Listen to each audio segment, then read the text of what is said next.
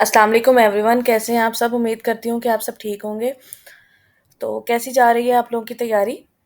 और बहुत स्लो जा रहे हैं आप लोग, बहुत पिछली वीडियोस पे जाके जो है ना उनकी क्वेश्चनिंग हो रही होती है।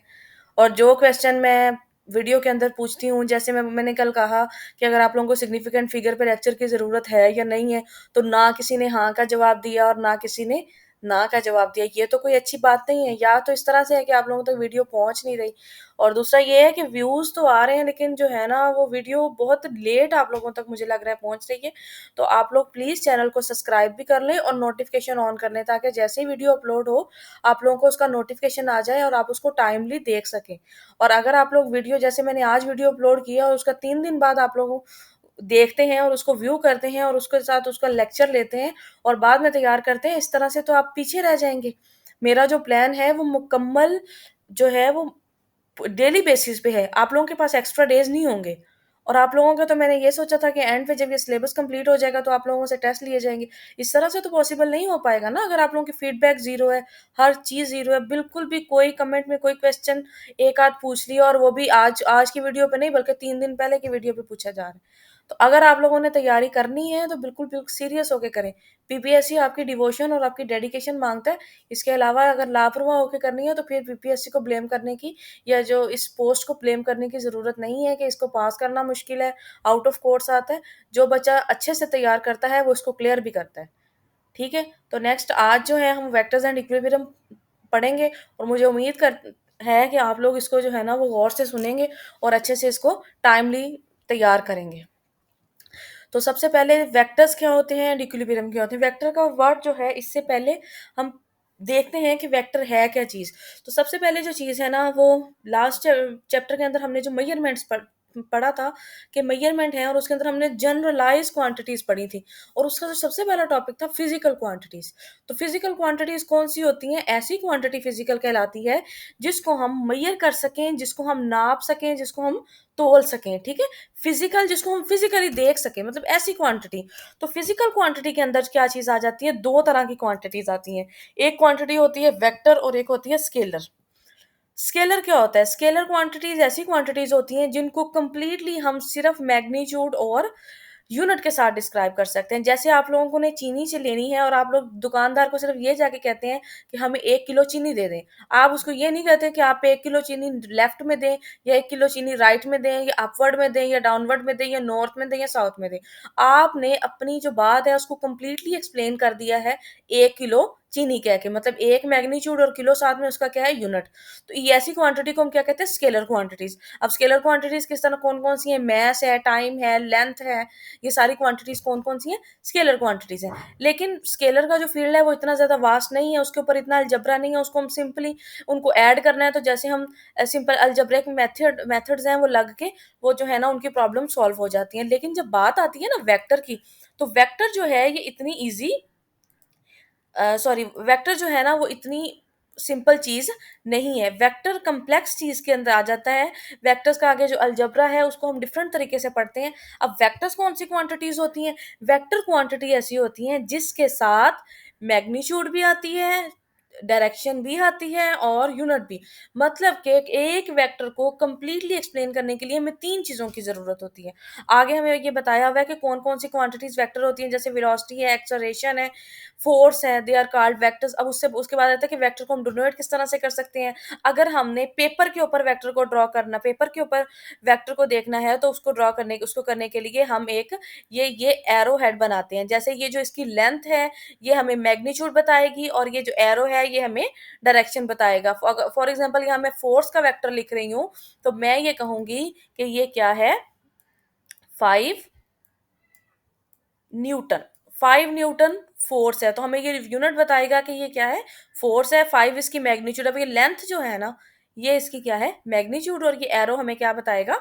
इसकी डायरेक्शन। ठीक है? आई होप कि आपको वेक्टर की समझ आ गई होगी। इसके बाद अगर आपने इसको लिखना है तो आप जो लेटर है इसको क्या कर देते हैं? बोल्ड कर देते हैं। क्या कर देते हैं? बोल्ड कर देते हैं। ये जैसे यहाँ पर किया हुआ है। ठीक है? ये जैसे मोटा करके लिख दें थोड़ा सा, मतलब 2 दफा पेंसिल फेरें। ए है, जैसे ये डी है, ये आर है, एंड वाइल। अच्छा, उसके बाद है लेकिन हम जब जनरली यूज़ करते हैं, पेपर के ऊपर लिखते हैं, तो इनकी ये सारी नोटेशन है कि ऊपर एक एरो हेड बना देते हैं, ठीक है? उसके बाद है रेक्टेंगुलर सिस्टम क्या होता है? रेक्टेंगुलर कोऑर्डिनेट सिस्टम, रेक्टेंगल होती है, रेक्टेंगल कौन-सी शेप होती है? जिसके जो है 2 साइड्स बराबर होती हैं और दो साइड 2 स आप आमने-सामने वाली साइड जो है ना बराबर होती हैं और इसके अंदर एंगल जो है ना वो 90 का होता है। 90 के एंगल की वजह से हम इनको क्या कहते हैं? Rectangular coordinate system. ये जो 2 पैरेलल लाइन्स ये इस तरह से पैर पर सॉरी 2 लाइन्स एक्स और वाई एक दूसरे के परपेंडिकुलर ड्रॉ करके जो बनाया जाता है सिस्टम, इसको कोऑर्डिनेट सिस्टम कहते हैं। सबसे पहली चीज़ तो है कि कोऑर्डिनेट या रेफरेंस सिस्टम होता क्या है? जैसे कि अभी आप लोगों ने कहीं जाना है, तो आप लोगों को ये चीज़ पता होनी चाहिए कि मैंने अगर आप लोगों को कहीं का एड्रेस बताना है, फॉर एग्ज़ाम्पल आपने किसी स्कूल में जाना है, तो मैं आपको ये बताऊँगी कि आप लेफ्ट से राइट की तरफ जाएँ या इस पॉइंट से अपने घर से स्कूल का डिस्टेंस होना देखना है, तो घर आपका जो ओरिजिन है और जो है स्कूल है वो आपकी टारगेटेड पोज़ीशन है। तो आप लोगों को अपने एरिया के अंदर जो एरिया होता है ना, वो आपका रेफ़रेंस सिस्टम है, कि वो सिस्टम है जिसके अंदर आप जो है बता रहे हैं, कोई भी एड्रेस बता रहे हैं, कोई भी लोकेशन बता रहे हैं, तो उसको हम क्या कहते हैं, कोई भी सिस्टम कोऑर्डिनेट। अब हमने अगर पेपर के ऊपर जिस तरह से ये मैंने आपको बताया, अगर आपने सिटी हरूनाबाद के अंदर पूछा है, तो आपके घर से आपका कॉलेज का या आपका स्कूल का डिस्टेंस जो है वो चेंज होगा। अगर आप किसी और सिटी में चले जाते हैं, तो वो चेंज होगा। अब यहाँ पे सिटी चेंज होने का मतलब है कि आपका रेफ़रेंस सिस्टम चेंज हो रहा है, ठीक है? अब अगर यही चीज़ हमने पेपर के ऊपर ड्रॉ करनी है ना, जब हम पेपर के ऊपर किसी बात को चीज़ को ड्रॉ करते हैं, तो पेपर के ऊपर ड्रॉ करने के लिए हम एक कोऑर्डिनेट सिस्टम यूज़ करते हैं, that is called rectangular coordinate system और कार्टेशियन कोऑर्डिनेट सिस्टम। ये किस तरह से ड्रॉ करते हैं? 2 लाइन्स होती हैं, एक्स एक्सिस और एक लाइन को एक्स एक्सिस कहते हैं और वर्टिकल लाइन को वाई एक्सिस कहते हैं। एक्स साइड के राइट साइड पे पॉजिटिव वैल्यूज़ होती हैं और लेफ्ट साइड पे नेगेटिव। ऊपर साइड पे जो है पॉजिटिव वैल्यूज़ होती है, नीचे नेगेटिव। यहाँ पर हम जो है एक वेक्टर ड्रॉ करते हैं, ओरिजिन से स्टार्ट होता है और पॉइंट पी पे एंड हो रहा है। तो ये जो इसकी लेंथ है वो क्या है? मैग्नीट्यूड है और यहाँ पर इसको डी से रिप्रेजेंट किया और ये एक्स एक्सिस के साथ जो एंगल बना रहा है उस एंगल को क्या कहते हैं?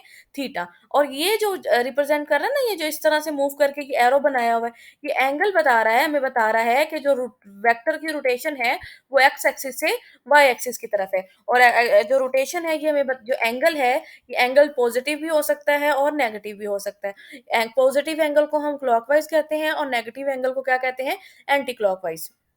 Sorry, anti clockwise positive angle को कहते हैं और नेगेटिव एंगल को क्या कहते हैं? क्लॉकवाइज डायरेक्शन, ठीक है? और उसके बाद ये थे 2 एक्सिस। अगर हम 3 एक्सिस की बात करते हैं, एक्स, वाई और ज़ेड, अगर हम प्लेन के अंदर मतलब 3 डायमेंशन, ये 2 डायमेंशनल की बात थी और ये है 3 डायमेंशन। जब हम 3 डायमेंशन में एक वेक्टर ड्रॉ करते हैं, तो उसको स्पेसिफाई करने के लिए हमें 3 एंगल की ज़रूरत होती है और 3 जो है ना ये पॉइंट्स पी जो है ए, बी और सी, ये कोऑर्डिनेट्स हैं। ए पॉइंट है वो एक्स एक्सिस के लिहाज से है, बी जो है पॉइंट पी की वैल्यू, ये वेक्टर ए की value with respect to Y axis, C की जो है वो सी जो वैल्यू है वो जेड एक्सिस के हवाले से है।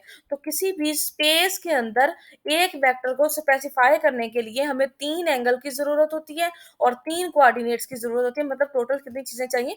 6। एडिशन ऑफ वेक्टर क्या होती है? वेक्टर की एडिशन जो है वो हेड टू टेल रूल से होती है कि एक वेक्टर ए है, ये एक बी है। इसकी जो पीछे से ये लाइन है ये हेड टेल कहलाती है और ये जो क्या कहलाता है? हेड। अगर हम एक वेक्टर की हेड को दूसरे वेक्टर की टेल के साथ में मिला दें, तो जितने भी वेक्टर्स हैं उनको इस तरह से ड्रॉ कर लेंगे और पहले वेक्टर की टेल को आखिरी वेक्टर की हेड के साथ मिला के जो वेक्टर बनता है उसको हम क्या कहते हैं? Resultant vector. तो जो है एडिशन ऑफ वेक्टर है, ये बताना है कि कम्यूटेटिव है, A plus B is equal to B plus B. और उसके बाद रिजल्टेंट वेक्टर कौन सा होता है? दोनों वेक्टर को जमा करके जो सिंगल वेक्टर आता है वो वेक्टर, तो और सेम काइंड है, मतलब ए अगर फोर्स है, बी फोर्स होनी चाहिए, सेम काइंड के वेक्टर जो है ना वो ऐड होते हैं। वेक्टर सब्ट्रैक्शन क्या है? ए वेक्टर और बी वेक्टर है, इनको एक को रिवर्स कर दें और हेड टू टेल रूल से उनको ऐड करें तो आपके पास वेक्टर सब्ट्रैक्शन आ जाएगी। Multiplication of A vector by scalar, तो मल्टीप्लिकेशन जब हम करते हैं वेक्टर के स्केलर के साथ, तो स्केलर 2 तरह के होते हैं, एक स्केलर क्वांटिटी होती है और एक स्केलर नंबर होता है। जब हम स्केलर नंबर के साथ मल्टीप्लाई करते हैं, फॉर एग्जांपल 1 से लेकर 2 से लेकर एन ग्रेटर देन 0, मतलब यहाँ पर मेंशन एन ग्रेटर देन 0, तो जितने नंबर से मल्टीप्लाई करेंगे उतने टाइम्स वेक्टर की मैग्नीट्यूड बढ़ती जाएगी। अगर हम नेगेटिव नंबर के साथ मल्टीप्लाई करेंगे तो डायरेक्शन उलट हो जाएगी।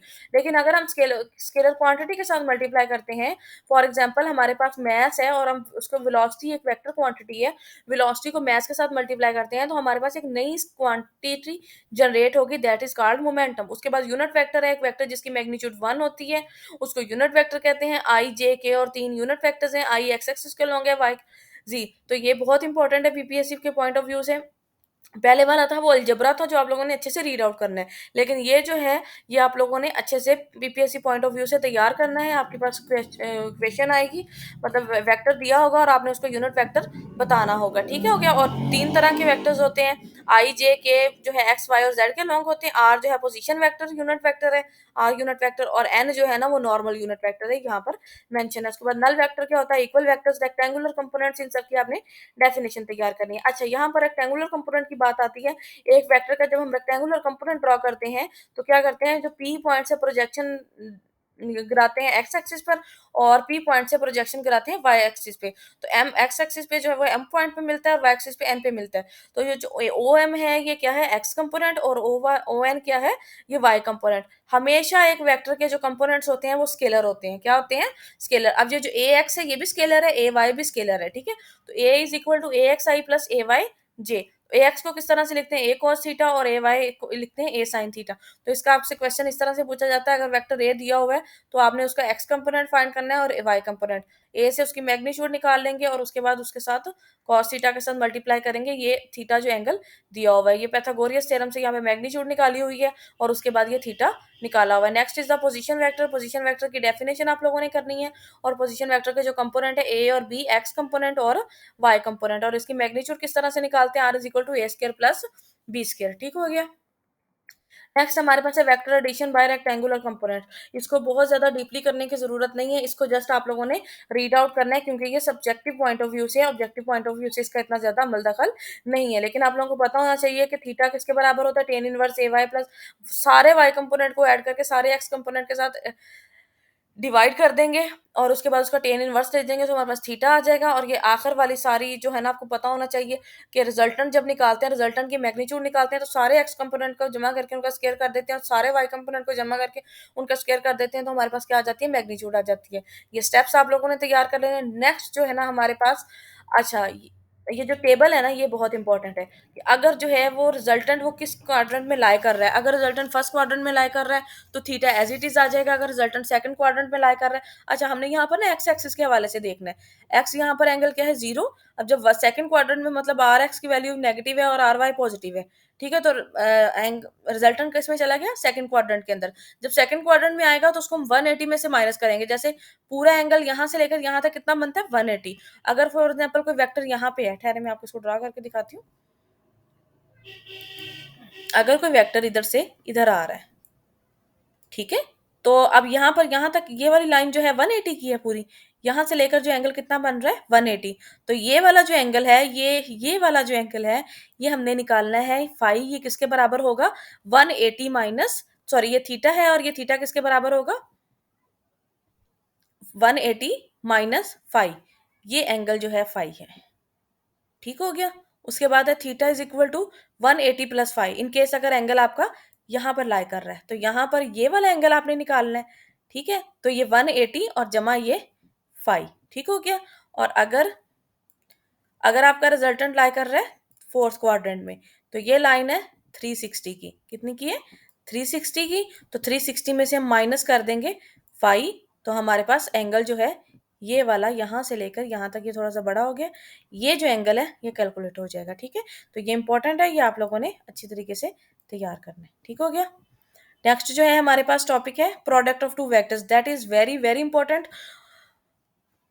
ये आप लोगों ने बहुत अच्छे तरीके से करना है। हमारे पास कितने तरह के प्रोडक्ट्स हैं, जब हम दो वेक्टर्स को ज़रब देते हैं ना, तो वो सिंपली ज़रब नहीं देते। जैसे हमने जो जो चीज़ों को ज़रब दे दी तो उसको सिंपली ज़रब दे दिया, लेकिन ऐसे नहीं करना, क्योंकि इन दोनों के दरमियान एंगल होता है। एंगल होने के साथ साथ इसकी डायरेक्शन भी होती है। जब हम दो वेक्टर्स को ज़रब देते हैं तो दो तरह के हमारे पास प्रोडक्ट्स हैं, एक स्केलर प्रोडक्ट है और एक वेक्टर प्रोडक्ट है। इनके नाम से ही ज़ाहिर है कि जब स्केलर प्रोडक्ट होता है, जब दो वेक्टर्स को ज़रब दें और हमारे पास आंसर जो है वो स्केलर क्वांटिटी आए, तो वो A dot B is equal to A B cos of theta, ठीक है।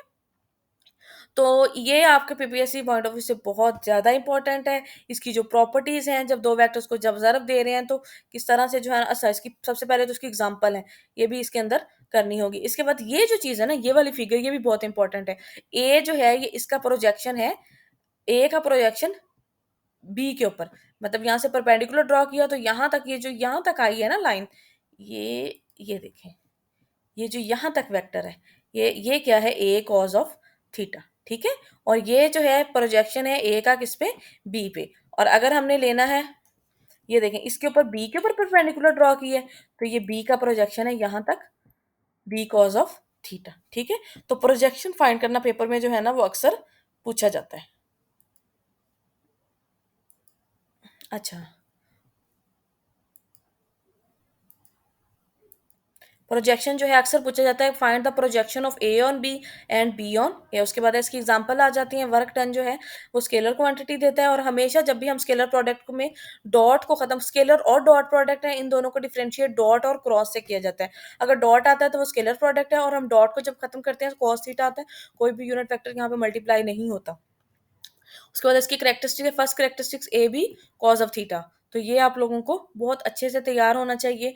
इसकी प्रॉपर्टीज हैं स्केलर प्रोडक्ट जब ए म्यूचुअली परपेंडिकुलर वेक्टर्स। अब देखें म्यूचुअली परपेंडिकुलर की बात आई है ना, तो यूनिट वेक्टर आई जे के भी तो एक दूसरे पे परपेंडिकुलर है ना। तो आई जे के सबके जो अच्छा परपेंडिकुलर होंगे तो जीरो कैसे होगा, क्योंकि अंदर में उनके दरमियान कॉज एंगल जो है वो 90 हो जाएगा, और कॉज ऑफ 90 किसके बराबर होता है, जीरो के। तो ये बीपीएससी पॉइंट ऑफ व्यू से बहुत इंपॉर्टेंट है, कि पेपर के अंदर बहुत ज्यादा पूछा जाता है। ये जो 2.18 इक्वेशन है ये बहुत ज्यादा इंपॉर्टेंट है, क्योंकि कभी कभी कम्प्लेक्स फॉर्म में दिया होता है। हमारे पेपर के अंदर क्वेश्चन आया था, मैं ये भी आप लोगों को लिख के बताती हूँ। आई आई क्रॉस जे डॉट के। अच्छा, अब जे जे डॉट के किसके बराबर है, आई क्रॉस जे डॉट के किसके बराबर है,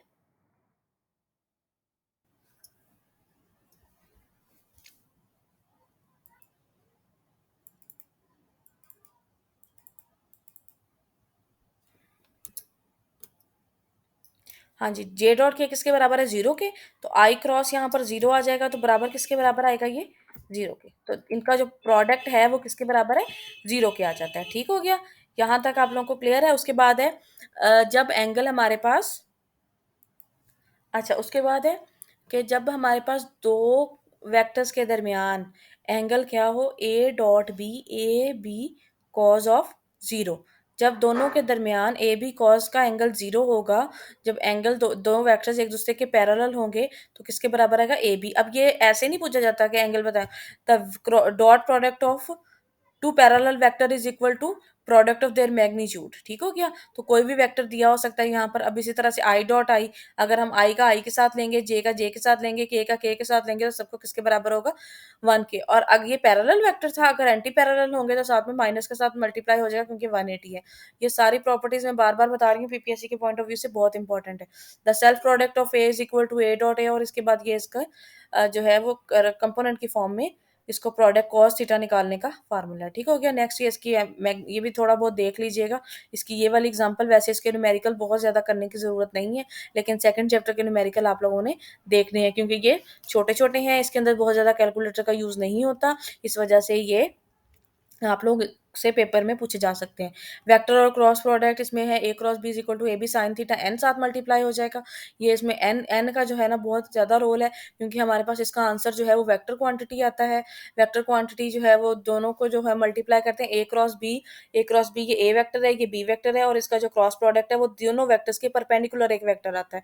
ठीक है। और अगर यहाँ पर बी क्रॉस ए, मतलब अगर हम इसकी डायरेक्शन चेंज कर देते हैं, क्योंकि डायरेक्शन इसकी राइट हैंड रूल से ली जाती है, अगर हम इसकी डायरेक्शन चेंज कर देते हैं तो राइट हैंड रूल बी से ए की तरफ आ रहे हैं, तो आपका हाथ उलट जाएगा, तो आपका जो थंब है वो नीचे की तरफ पॉइंट करेगा। It's mean that B cross A is always downward, so we can say that A cross B is not equal to B cross A. इसी तरह से इसकी प्रॉपर्टीज है, आई सेल जो है ये कम्यूटेटिव नहीं है, आई क्रॉस जे जो बराबर है जे के जे क्रॉस के। तो ये जो है ना ये साइक्लिक है, मतलब आई के बाद जे, जे के बाद के, जे के बाद के बाद आई, के बाद आई, और आई के बाद जे। ठीक हो गया। उसके बाद है ए क्रॉस बी, अगर एंगल जीरो होगा तो जीरो होगा, क्योंकि साइन जीरो जीरो होता है। इसी तरह से सेल्फ प्रोडक्ट जो है वो जीरो होगा। आई क्रॉस, अगर वेक्टर का अपने साथ प्रोडक्ट लेंगे तो वो जीरो है, तो इसका मतलब है कि आई क्रॉस आई जे क्रॉस के भी जीरो होगा। अब ये डॉट प्रोडक्ट से उलट है। ये आप लोगों ने 4 प्रॉपर्टी को ज़्यादा नहीं करना, ये इसका जो सॉरी ये वाला तरीका नहीं करना, बल्कि आप लोगों ने यहाँ पर डिटर्मिनेंट वाला करना है। आई, जे, के सबसे पहले ऊपर एक्स कंपोनेंट लिख लेने, नीचे वाई कंपोनेंट लिख लेने और आपने ए क्रॉस बी फाइंड आउट कर लेना है। इसके अलावा जो है ए क्रॉस बी ये जो है बराबर होता है, ये लेंथ मल्टीप्लाई बाय विड्थ है ना, तो ये एरिया ऑफ पैरेललोग्राम एक शेप है, इसका जो है वो एरिया फाइंड करने के लिए भी ये मेथड यूज़ किया जाता है क्रॉस प्रोडक्ट का, ठीक है? एग्जाम्पल्स ऑफ वेक्टर प्रोडक्ट, तो ये दो एग्जाम्पल दी हुई है, tau is equal to R cross F जो कि अभी हम पढ़ने जा रहे हैं, और F is equal to Q V cross B, मतलब जो force on a charge particle in a magnetic field, ठीक हो गया। उसके बाद टॉर्क क्या होता है, ये आप लोगों ने 10th 9th क्लास में भी पढ़ा है कि टॉर्क जो है ना टर्निंग इफेक्ट होता है, जब आप किसी चीज को खोलते हैं तो उसके ऊपर जो फोर्स लगाते हैं दैट इज कॉल्ड टॉर्क। आप लोगों ने टॉर्क की डेफिनेशन करनी है, tau is equal to L F, tau is equal to L F, इसकी सिंपल है, लेकिन आगे जाके इसको अपने tau is equal to F R sine theta, ये भी सब्जेक्टिव पॉइंट ऑफ व्यू से बहुत लेंथी है, इसके आपको बस इक्वेशन पता होनी चाहिए। और टॉर्क मैक्सिमम कब होगा, मिनिमम कब होगा, जब आर क्रॉस एफ के दरमियान साइन थीटा की वैल्यू क्या होगी, साइन थीटा साइन 90 होगा तो ये मैक्सिमम होगा, साइन 0 होगा तो क्या होगा, थीटा 0 होगा तो ये 0 होगा, और 180 होगा तब भी ये 0 होगा। इसके अलावा इसका यूनिट क्या होता है, इसका यूनिट न्यूटन मीटर होता है और ये वर्ग के बराबर होता है, ठीक है। उसके बाद है टॉर्क, एक्चुअल में ये वाला जो पैराग्राफ है ना ये बहुत इंपॉर्टेंट है। जिस तरह से लीनियर एक्सेलरेशन फोर्स अगर किसी बॉडी के ऊपर लगती है ना तो वो लीनियर एक्सेलरेशन प्रोड्यूस करती है, इसी तरह से जब हम लीनियर फोर्स जो है ना वो क्या करती है, एक्सेलरेशन प्रोड्यूस करती है। इसी तरह से जब किसी बॉडी के ऊपर टार्क एक्ट करता है ना तो वो हमेशा एंगुलर एक्सेलरेशन पैदा करता है। मतलब यहाँ पर जो फोर्स का रोटेशनल एनालोगस है वो टॉर्क है। इसके बारे में डिटेल में हम चैप्टर नंबर 5 के अंदर पढ़ेंगे, लेकिन ये लाइन आप लोगों ने एज इट इज याद कर लेनी है। अच्छा, अगर एक बॉडी एट रेस्ट पे है और moving with uniform angular velocity तो एंगुलर एक्सेलरेशन जीरो होगा डेफिनेटली। अब देखें ये है न्यूटन का सेकंड लॉ। न्यूटन का सेकंड लॉ क्या कहता है, सिंपल जो है, अगर एक बॉडी रेस्ट पे है तो वो रेस्ट पे रहेगी, और यूनिफॉर्म मोशन के साथ मूव कर रही है तो यूनिफॉर्म मोशन के साथ मूव कर रही है जब तक उसके ऊपर कोई भी फोर्स लगने वाली जीरो है। ये न्यूटन का फर्स्ट लॉ है, और जब फोर्स लगती है तो वो एक्सेलरेशन पैदा करती है, ये न्यूटन का सेकंड लॉ है। एफ इज एक्सेलरेशन पैदा करती है जो कि फोर्स के डायरेक्टली प्रोपोर्शनल और मैस के इनवर्सली प्रोपोर्शनल होता है, डायरेक्टली प्रोपोर्शनल फोर्स के और इनवर्सली प्रोपोर्शनल मैस के। लेकिन जब यहाँ पर हम बात करते हैं टॉर्क की, तो टॉर्क जो है ना वो एंगुलर एक्सेलरेशन पैदा करता है, और एंगुलर एक्सेलरेशन की जो वैल्यू है वो भी फोर्स के साथ रिलेटेड है, मतलब टॉर्क के साथ रिलेटेड है। अगर टॉर्क एक बॉडी के ऊपर एक्ट कर रहा है तो एंगुलर एक्सेलरेशन मौजूद है, अगर टॉर्क एक्ट नहीं कर रहा तो उसके ऊपर एंगुलर एक्सेलरेशन उसका जीरो है। अब यहाँ पर लिखा भी हुआ है, if the body is at rest और rotating with uniform angular velocity the angular acceleration will be zero, in this case the torque acting on the body will be equal to zero, ठीक हो गया ये torque वाला। उसके बाद equilibrium for forces, ये भी बहुत ज्यादा इंपॉर्टेंट है पीपीएससी के पॉइंट ऑफ व्यू से। ये पेपर में एक क्वेश्चन के बारे में जरूर पूछा जाता है, 2017 के पेपर में भी इसमें से क्वेश्चन आया था। फर्स्ट कंडीशन ऑफ इक्विलिब्रियम क्यों क्यों बनाई गई, summation F is equal to zero. सारे फोर्सेज जब एक बॉडी के ऊपर कोप्लेनर फोर्सेज, मतलब एक ही प्लेन के अंदर अगर बॉडी के ऊपर फोर्सेज लग रही हैं, जीरो है, उनका सम जीरो है, तो हम कहते हैं कि first condition of equilibrium satisfied है।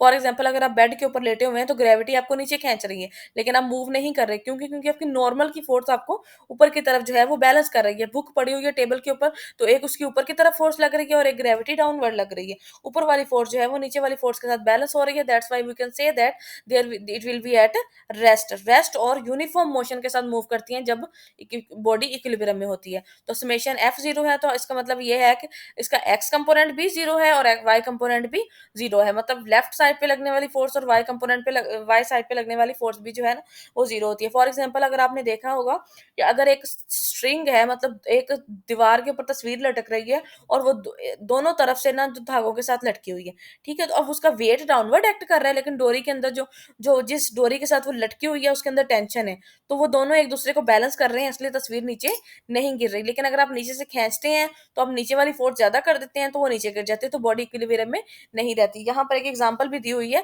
कि यहाँ पर जो है ना एक ये रस्सी है, एक ये रस्सी है और नीचे वेट एक्ट कर रहा है, तो यहाँ पर दो तरह की फोर्सेस हैं, टेंशन T1 टेंशन T2 और वेट डाउनवर्ड। तो लेकिन टोटल जो है ना वो बैलेंस हो रहा है, इस वजह से जो है वो नीचे नहीं गिर रहा। अच्छा, इसके बाद है जब दोनों कंडीशन सेटिस्फाइड हो गई तब भी बॉडी इक्विलिब्रियम में नहीं थी, क्योंकि अगर line point of action of force, जैसे ये point of action of force different है, मतलब एक तरफ से फोर्स इधर लग रही है, जैसे स्टेयरिंग व्हील पे एक तरफ नीचे की तरफ लग रही है, दूसरी तरफ ऊपर को लग रही है, तो वो तो रोटेट कर रही है ना, वो यूनिफॉर्म मोशन में है ना, वो जो है ना रेस्ट पे है। तो हम कहते हैं कि बॉडी को कंप्लीट इक्विलिब्रियम में होने के लिए एक कंडीशन के नहीं बल्कि दो कंडीशन का सेटिस्फाइड होना चाहिए, and second condition is the summation of all the torque is equal to zero, and then we can say that the body will be in complete equilibrium when the sum of all the forces along x axis and along y axis or and also along the torque, then the summation of torque is also equal to zero. अच्छा, तो जब ये सारी condition satisfied हो जाएंगी तो body complete equilibrium में होगी। जब फर्स्ट कंडीशन सेटिस्फाइड होगी तो कोई लीनियर एक्सेलरेशन नहीं होगा, और जब सेकंड एक्सेलरेशन सेटिस्फाइड होगी तो कोई एंगुलर एक्सेलरेशन नहीं होगा। और जब बॉडी की दोनों कंडीशन इक्विलिब्रियम की सेटिस्फाइड हो जाएंगी तो बॉडी या रेस्ट पे होगी या स्टैटिक इक्विलिब्रियम में होगी या यूनिफॉर्म वेलोसिटी के साथ मूव कर रही होगी तो वो डायनामिक इक्विलिब्रियम में होगी। मतलब इक्विलिब्रियम के आपके दो टाइप है, static equilibrium and dynamic equilibrium. ठीक हो गया। उसके बाद आगे आ जाते हैं जी इसके शॉर्ट क्वेश्चन। शॉर्ट क्वेश्चन भी आप लोगों ने अच्छे से रीड आउट कर लेने हैं, बहुत ही आसान शॉर्ट क्वेश्चन है, लेकिन आप लोगों ने इनको पढ़ना जरूर है। एफएससी का कोई शॉर्ट क्वेश्चन आप लोगों ने नहीं छोड़ना। हाँ, इसके अलावा इसके न्यूमेरिकल जो है ना, बिल्कुल जो छोटे छोटे हैं, मतलब 3 से 4 लाइन के और बगैर कैलकुलेटर के सॉल्व होने वाले हैं, वो आप लोगों ने कर लेने हैं। अब कौन कौन से करने की भी मैं आप लोगों को बता देती हूँ। पहला भी देख लीजिएगा, दूसरा भी देख लीजिएगा, बहुत ईजी है। तीसरा बहुत ज्यादा इंपॉर्टेंट है पीपीएससी के पॉइंट ऑफ व्यू से। उसके बाद जो है ये 2.5 भी बहुत इंपॉर्टेंट है, प्रोजेक्शन निकालना आपको आना चाहिए। ठीक है, उसके बाद है ये find the angle between, angle निकालना तो बहुत अच्छे से आना चाहिए। 2.8 भी इंपॉर्टेंट है। 2.9 जब वेक्टर का डॉट प्रोडक्ट जीरो होता है तो वो एक दूसरे के परपेंडिकुलर होते हैं, इसलिए आपने सिर्फ इनका डॉट प्रोडक्ट निकालना है। और the projection of A on B, that is also very important, आपको प्रोजेक्शन बहुत अच्छे से निकालने आने चाहिए। और उसके बाद ये 2.14 और 2.15 भी आप लोगों ने कर लेने हैं। ठीक हो गया। उसके बाद चैप्टर नंबर 3 हम कल स्टडी करेंगे इंशाल्लाह। और इसके जो है एमसीक्यूज ये यहाँ पर गिवन है, और आपको जो है डिस्क्रिप्शन बॉक्स के अंदर इसका भी जो है ना लिंक मौजूद होगा, आज भी बुक का भी और इसका भी। और आप लोगों ने इसके एमसीक्यूज भी सारे प्रैक्टिस कर लेने हैं। कोई एमसीक्यूज समझ ना आए तो प्लीज़ एमसीक्यूज नंबर के साथ आप मुझसे पूछ सकते हैं। इसका जो ये वाला न्यूमेरिकल है, सॉरी एमसीक्यूज है 10 वाला, ये पेपर के पॉइंट ऑफ व्यू से 2.7 ये बहुत इंपॉर्टेंट है।